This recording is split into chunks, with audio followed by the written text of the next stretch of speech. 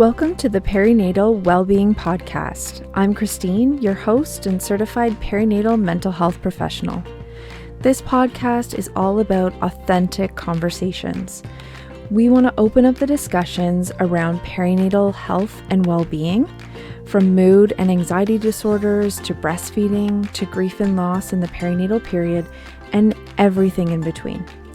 While this is not therapy or medical advice, it is the place where we are going to continue to open up the discussion around all things perinatal mental, physical, emotional, and sexual health to help reduce stigma and break down these barriers to support. I acknowledge that many Indigenous nations have long-standing relationships, both historic and modern, with the territories upon which Perinatal Wellbeing Ontario is located. Today, this area is home to many Indigenous peoples from across Turtle Island. I am proud to acknowledge that there are 46 treaties and other agreements that cover the territory now called Ontario. I acknowledge that I am a settler on these lands, and it is on these ancestral and treaty lands that I live, learn, and work. Hello, and welcome to episode number 2 on the podcast. On today's episode, we are going to talk about intrusive thoughts in the perinatal period. I'm going to share the definition. I'm going to talk about what this looks like in real life, when it's a good idea to ask for help, and how to cope with these types of thoughts. I am going to give specific examples of intrusive thoughts, and if you feel that you can't cope right now with hearing those types of thoughts, or that it might be too distressing for you, that's okay. Press pause for now and come back to it when you are ready. We are talking about intrusive thoughts, and I give specific examples not to scare you, but to share with you what that experience can be like, what it can feel like, and also then how to cope and how to reach out for help. If you're aware of what's going on, then you can do something about it. So what are intrusive thoughts? They're unwanted thoughts that pop into our head unexpectedly and can feel very scary or weird. People have intrusive thoughts all the time. We just never talk about it. In the perinatal period, we can have intrusive thoughts about ourselves, our pregnancy or baby, and many other things. Intrusive thoughts can really make us feel uncomfortable and like something's wrong with us because they can be very jarring and really put our nervous system on high alert. And also because so many people don't know that it's actually quite normal to have them.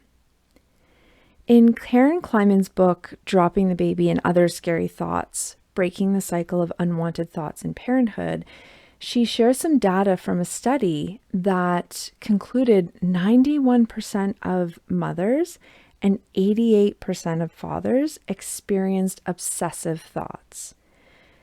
Obsessive thoughts are only one type of intrusive thought, and so the rest of the group probably experienced other types of intrusive thoughts.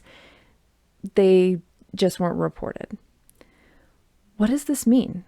It means that it's very common, in fact, typical, to experience intrusive thoughts in the perinatal period. If we are experiencing high anxiety, we are also then going to have a higher chance of experiencing intrusive thoughts. There are different types of intrusive thoughts, so let's go over those. And Karen Kleiman covers these in her book in really thorough detail, which is so helpful. And so I'm just including some examples here, again, not to scare anyone, just to share what these thoughts really can look like. Again, if at this point you're still listening, but feel that maybe hearing the thoughts is not a good idea for you, then just go on ahead and skip forward. So different types of intrusive thoughts can be thoughts about accidental harm. So this can include thoughts like dropping the baby down the stairs or them slipping out of your hands in the bath. Thoughts can be about intentional harm, so purposely hurting your baby to stop them from crying or because you're extremely tired. Again, these are thoughts that just pop into your head. Intrusive thoughts can also be sexual in nature. They can include things like thoughts about touching your child in a sexual way. Thoughts can be like images or videos as opposed to just thinking a thought in your head. It can be an image that just pops into your brain unexpectedly. We can also have thoughts about ourselves. So these thoughts might be things like, I'm not a good parent, I'm not doing a very good job, or they can be more on the side of suicidal ideation. For example, my partner or my family would be better off without me. Thoughts can be about others. I don't trust other people to take care of my baby. What if they hurt my baby? What if I leave my baby, with a babysitter or at daycare and they get hurt? Thoughts about the future. What if they grow up to be a bad person? What if they aren't successful in life? And, multiple thoughts about what their future will look like. Thoughts about the childbirth and what happened. Like that was scary or didn't go how I planned. And sometimes these can actually feel really distressing if they seem more like flashbacks. And a flashback is a thought that comes in that makes us feel like we're right back there in the moment. And if you've experienced a traumatic birth or obstetric violence and you have a flashback, that can be quite common as the brain is trying to process what happened. If this continues on, then that can look like symptoms of PTSD in terms of those flashbacks making us feel like we are back in that moment of danger. Intrusive thoughts can also present or feel like rumination. So thinking about something negative over and over and over, excessive worry, memories, catastrophic misinterpretations of bodily sensations. So what that means is we overemphasize the feelings we're feeling and we misinterpret what they mean. For example, my heart is racing. I must be having a heart attack. I'm sweaty, so maybe I'm getting a fever because I'm sick and I'm gonna die. That is really a catastrophic misinterpretation. And as mentioned earlier, obsessive thoughts. So just continually thinking about the same thing. Maybe you get into Googling excessively about that particular issue. What does this look like in real life? I'm going to give you my take on intrusive thoughts and how I like to explain the process of intrusive thoughts. Let's take baby safety as an example. So thoughts of harm accidentally coming to baby. Let's say we're about to go down the stairs with our little baby and we have the thought, what if I drop the baby down the stairs? So it's an intrusive thought. It comes in, out of the blue, pops into our head. Maybe it's a picture or a video of we can actually see ourselves dropping the baby down the stairs. Then a feeling comes in. I feel nervous to walk down the stairs with the baby. And so then our behavior as a result is that we hold on to the baby tighter, we make sure we're carrying them securely, and we walk down slowly and carefully down the stairs. And the result, I get down the stairs safely with my baby. Anxiety and intrusive thoughts, in terms of baby safety, are trying to alert us to potential danger.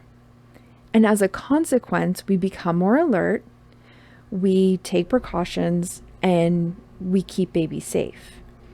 And so if we look at it that way, we can see that actually the intrusive thought and the anxiety has done its job. It got us to pay attention and to keep baby safe. And that's exactly what it's trying to do.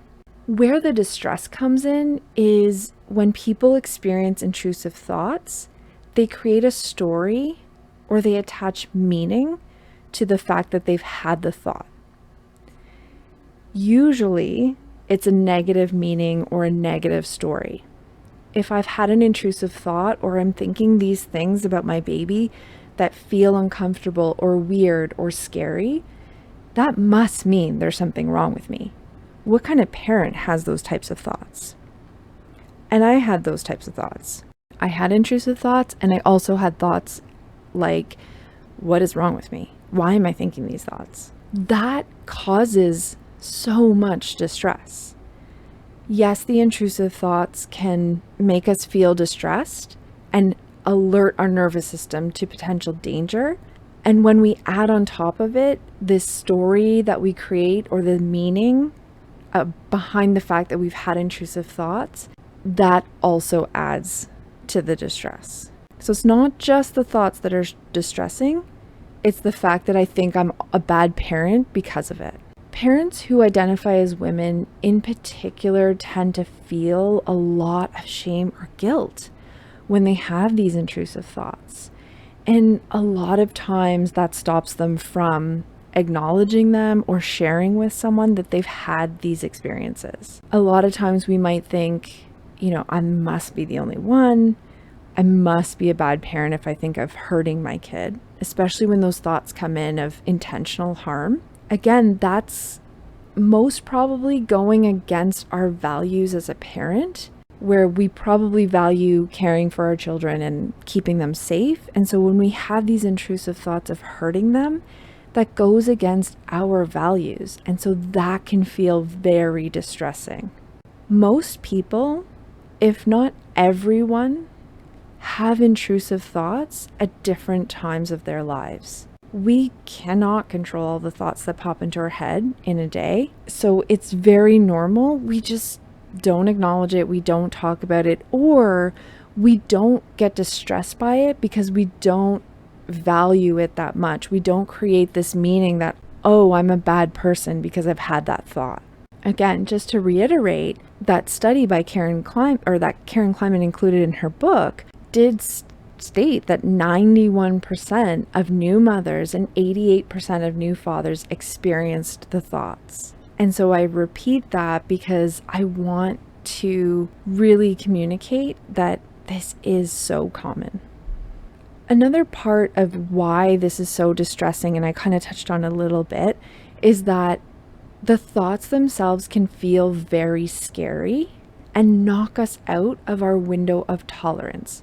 They can make us feel like we're struggling to cope.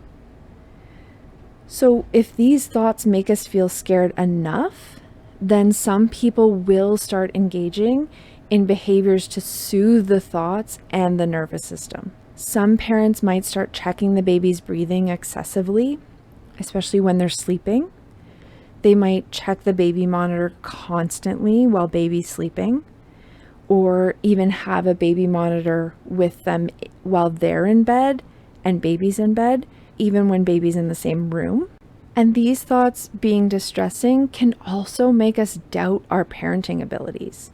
If we feel that we can't trust ourselves as parents to keep our kids safe because we think if I have these thoughts, that must mean I'm dangerous or I can't keep my kids safe, then we stop trusting ourselves.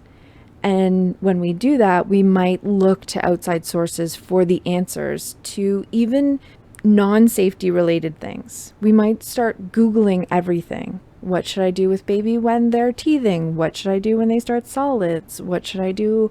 In every scenario, we're looking outside of ourselves for the answers because we don't trust ourselves. That shame and the judgment comes in and tells us I'm a bad person, I'm a bad parent, and then we just come further and further away from ourselves. Those thoughts about being a bad person or a bad parent can also actually increase the frequency of the thoughts and also the overall anxiety. That's where if we continue to judge and really have an aversion to having these types of thoughts, then we can develop those compulsions. And so anxiety will say, well, you're doing this compulsive behavior, for example, checking the baby monitor, to protect baby. That's what anxiety tells you.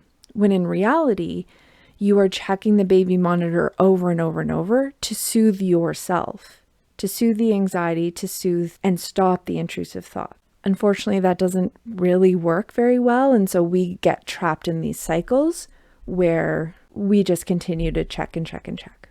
When is it a good idea to ask for help? I think it's very important to acknowledge that a lot of people feel anxious to disclose to, if even their partners or family or friends, and especially then, healthcare providers, that they're having intrusive thoughts because, again, we don't talk about this. When I had my kids, I had no idea that people had intrusive thoughts about harm coming to their kids or them hurting their kids. I did not know that that was a thing. And so this big lack of understanding and knowledge about the perinatal period has caused a lot of people, most people, to be afraid to disclose. The other thing is healthcare providers are not asking these questions. How are you doing? How are you feeling? Do you have any anxiety? Do you have any symptoms of depression? Are you having intrusive thoughts? I think if healthcare providers were also asking on a regular basis, then people might start to feel like, oh, this must be a common symptom in the postpartum or perinatal period. Yeah, actually, I've been having this, and how can I help it? What can I do to help this? Another important factor in parents not disclosing that they are struggling in any way, whether it's intrusive thoughts or anxiety or any type of mood disorder in the perinatal period, is racism and various forms of oppression. When entire communities are excluded from receiving compassionate care, when they're excluded from research and discussions about perinatal mood and anxiety disorders, then it becomes very difficult to trust that the systems around you will provide you with support or protect you and your baby. It's important to acknowledge that that can cause a major barrier in people asking for help. And so we need to do the work to try and remove those barriers so more people feel like they can reach out for help. If you feel like you get to a point where you feel like you cannot cope with the intrusive thoughts or the anxiety anymore, you're feeling overwhelmed by them, that's when I say it's generally a good idea to reach out to someone, anyone. So again, this doesn't have to necessarily be a mental health professional or your doctor. It can be your partner or a friend or a family member. Maybe someone that's lived with or currently living with anxiety. I'm willing to bet they've probably experienced anxious thoughts and intrusive thoughts. It can be so helpful to just share your experience and ask for support. A lot of times we feel a lot of relief just by saying, hey, this is what's going on with me. And then by having someone listen to that. If you feel like you reach out to those people around you, you're talking about it, and you're just not able to access those usual coping skills, then that's a good idea to reach out either to a therapist or to any type of healthcare provider. I definitely suggest reaching out to a therapist that's trained in perinatal mental health issues, because they then have that knowledge that this is common, and thought does not equal action. It does not mean you're going to hurt your baby. We know these things. And so that's where it can be helpful to reach out to someone who has specific training in this field. So how do we cope? As I mentioned earlier, those intrusive thoughts can really take us out of our window of tolerance. What is the window of tolerance? What that means, it's our window of coping. It's our capacity or our tolerance for managing stress, anxiety, or stimulation, for example. And with babies or pregnancy or even the prenatal period, if we're trying to conceive, there can be a lot of physical, sensory, mental, emotional stimulation. And that can be really difficult to cope with. When we are out of our window of tolerance, we can feel either very low mood or really stressed. And it can feel really uncomfortable. We can feel a lot of discomfort or really anxious or maybe depressed. And we might be trying to then avoid whatever is taking us out of that window of tolerance. Naturally, we try to avoid anything that causes us pain. And so when a lot of people experience intrusive thoughts, they try to push them away. they try to ignore them, push them out of their mind. No, I didn't think that. That might help temporarily. It might give us a bit of relief in that moment. However, that usually tends to make the thoughts louder because, as we kind of broke it down before, they're trying to tell us something. For some reason, our nervous system is interpreting danger in the environment, and it's trying to communicate that to you by popping these thoughts into your head.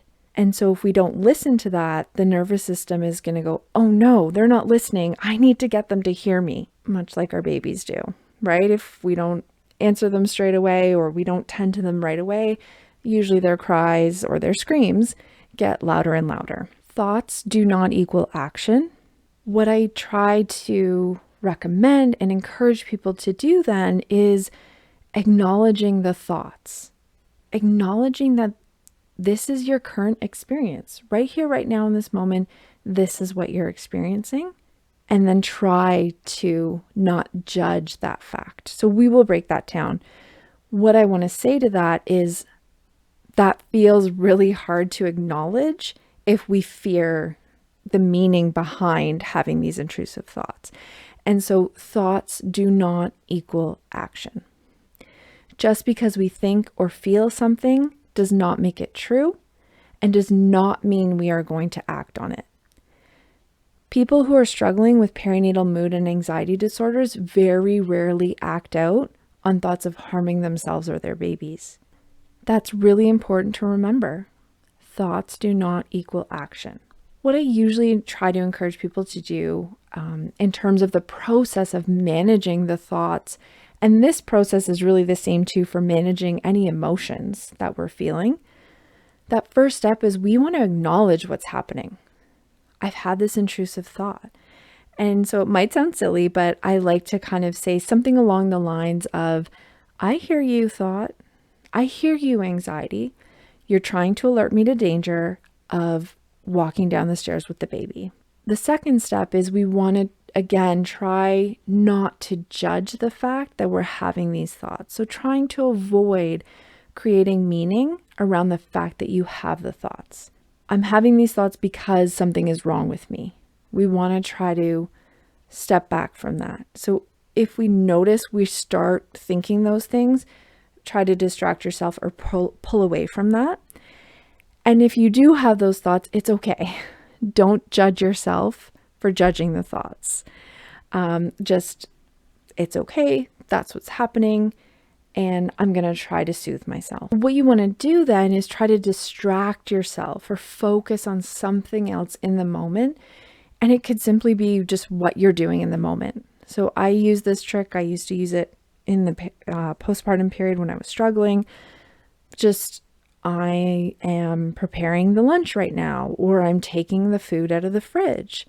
I'm washing the dishes. I feel the warm water on my hands, just noticing what you're doing in the very moment to try and get out of your thoughts. You can also try distraction. So maybe, watching something funny on TV or playing with the baby to kind of get out of those thoughts, or something that's just going to distract you from what you're experiencing in the moment.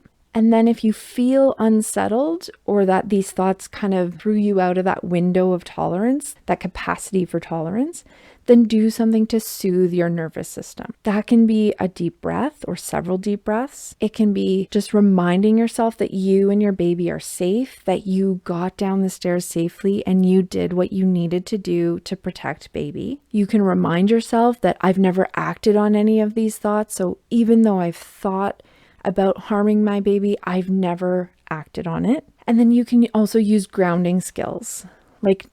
Again, that's just noticing what's around you, what's happening in the present moment. So just try to notice what you can see, hear, touch, smell, or taste. And that, again, can really bring you just right back into the moment, out of those thoughts. Another part of the coping skills can really be to try to manage the anxiety overall, which can be really helpful in reducing intrusive thoughts and increasing our tolerance to the thoughts. Just remember that it is totally normal for all parents to experience anxiety. Managing your overall anxiety can be so helpful in reducing intrusive thoughts and also increasing your tolerance for these thoughts. And just a reminder, let's just normalize this, that it is very typical for all new parents to experience anxiety. And also in pregnancy, as well as in that prenatal period, if you are trying to conceive or struggling to conceive, then a lot of anxiety can come with that. And then once you have conceived or you are pregnant, that can be really scary too, because you might be extra vigilant about baby's health and well-being as well as your own. This life-changing thing is happening to us or has happened to us. And of course, we're going to be anxious. We're going to be worried about protecting this little being that is 100% dependent on us. That's a big job. We want to just try to manage that anxiety as best as we can by doing things like protecting our sleep, which I know how hard it is to do that when we have a newborn or young children. Eating as well as possible, drinking lots of water if you can, just doing those things that serve your nervous system in a healthy way can be really beneficial. We also want to think about anchoring in ourself, to trust ourself that we can take care of baby, that we have the ability to recognize if there's potential danger in our environment and to protect baby. Like I said before, having these thoughts can make us doubt ourselves and our abilities. And so we want to try to, as a coping thought and a coping skill, is try to remind ourselves, come back to that self, that core of who you are, and remember, I can do this. We want to be able to recognize in ourselves that we can take care of baby, even if something does happen. If they get sick or they get hurt when they start crawling or they start standing up or walking or any of the things that can happen, we want to be able to trust ourselves that I can figure it out. I can take care of baby if they do get hurt or sick. And if I don't know the answer to something, that's okay too. I can ask a trusted friend or family member to help me out. We can problem solve this, or go to a source that I trust and that I feel comfortable with. So remembering that can also help us get through those tough times or those times where we feel a bit more anxious, knowing if something bad happens, I can take care of it. We don't want to deny anxiety. We don't want to get rid of anxiety, because we do need that anxiety to tell us when there is potential danger in the environment. But we want to be able to manage it and feel okay for the most part. And we want to be able to tell that anxiety, it's okay, I've got this. If you're able to, seeking a therapist for extra support can definitely be helpful in learning and integrating these coping skills and learning how to manage your thoughts and manage anxiety, and also seeing if maybe the anxiety is higher than we would normally experience in the perinatal period. In that same breath, medication then can potentially be a coping skill that's on the table. Again, something to explore with your supports. If you enjoy reading and you have the time to pick up a book, an incredible book for new parents is Good Moms Have Scary Thoughts by Karen Kleiman. It's a board book, and it is so comforting and supportive for new parents who are experiencing anxiety and intrusive thoughts. Her other book, Dropping the Baby and Other Scary Thoughts, Breaking the Cycle of Unwanted Thoughts in Parenthood, is also a great book for clinicians and parents as well. And I've used a lot of that information as well for this podcast, as well as work with my clients. If you feel that you are struggling or just experiencing these thoughts and thinking, wow, that was weird, reach out for support. Talk to someone, open up about your experiences, where you feel safe, where you feel like you can do that. And remember, you're not alone. You're not broken. You are not a bad parent. Thoughts do not equal action. You can take care of baby.